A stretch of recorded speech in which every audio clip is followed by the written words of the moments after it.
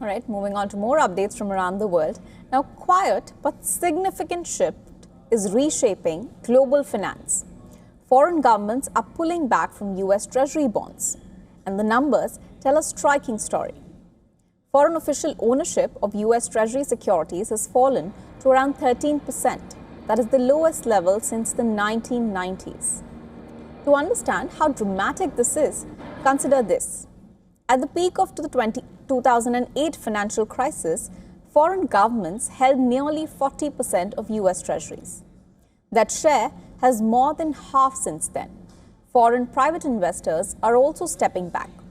Their ownership share has dropped to roughly 33%. Again, the lowest since 1990s. But perhaps the most telling signal is coming from Asia. Asia's share of total foreign demand for US Treasuries has fallen by 20 percentage points since 2013.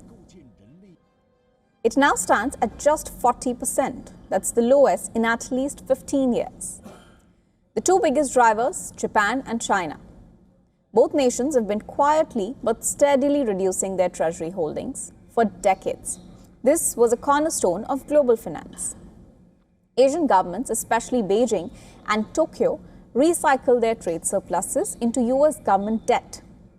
It helped fund America's deficits, it kept US borrowing costs low, and that arrangement is now under visible strain. The question analysts are asking is direct.